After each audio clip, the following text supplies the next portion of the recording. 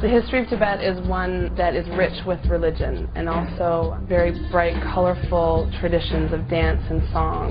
While Tibet is located close to China, north of Nepal and India, it has influences from all of those areas. So much is incorporated inside of Tibet, but at the same time Tibet was so isolated. The way of life there is really unique to that elevation. It's the highest elevation in the world, the plateau, the roof of the world. It was an independent nation when China invaded in 1949. The communists took control of China, they invaded Tibet from the east, and for the next 10 years sort of took control of Tibet in a way that it became an absolutely desperate situation for the Tibetan government. Since 1959, the Dalai Lama has lived in India, and probably 135,000 Tibetans live with the Dalai Lama and the Tibetan government, which functions in exile.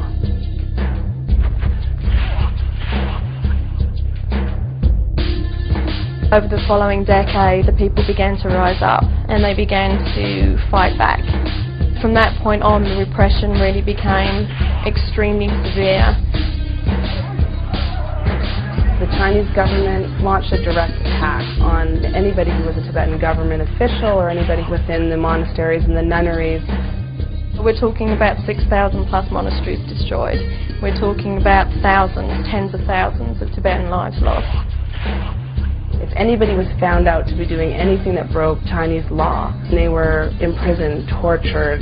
Some people spent more than 30, 40 years in jail, and their crimes were no greater than having a picture of the Dalai Lama or having practiced Tibetan Buddhism within their home.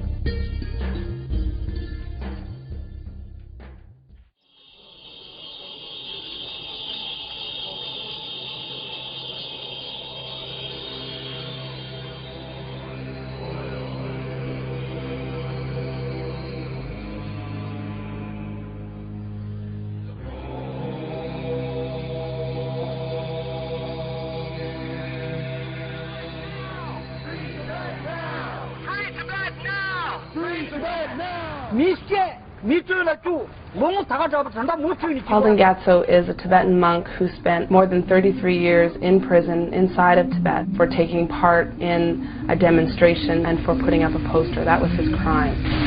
He was beaten and tortured and brutalized in ways that are beyond belief.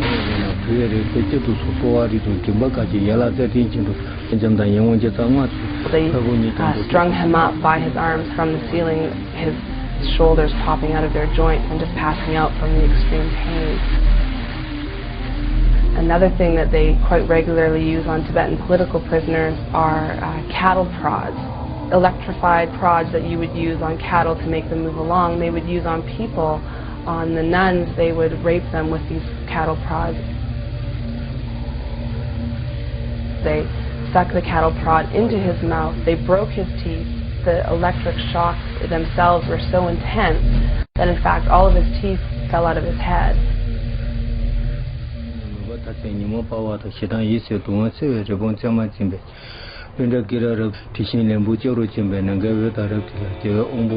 He was released from jail finally under pressure from Amnesty International and a letter writing campaign. Palden didn't just escape Tibet like so many people do right away.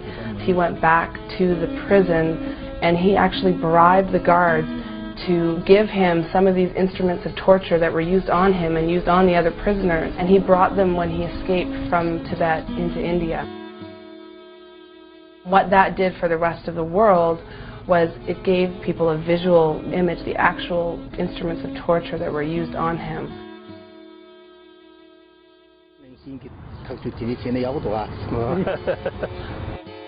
One of the most striking things about Palden's story is how he doesn't harbor any hatred for the people who did these things to him. He doesn't harbor any hatred for the Chinese government. He truly embodies the ideals of Tibetan Buddhism, of love, of compassion, even for one's enemy.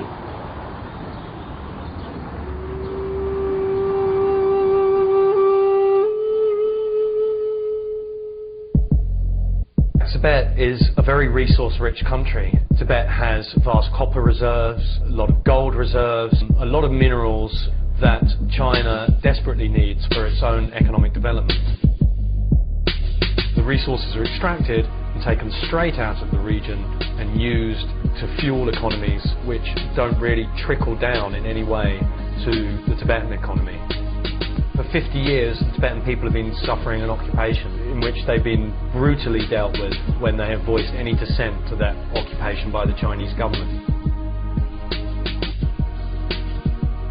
50 years on, there are very little signs of the Chinese loosening their grip. In fact, they're tightening their grip because suddenly technology has advanced, which has enabled them to extract the natural resources that they've always known is there.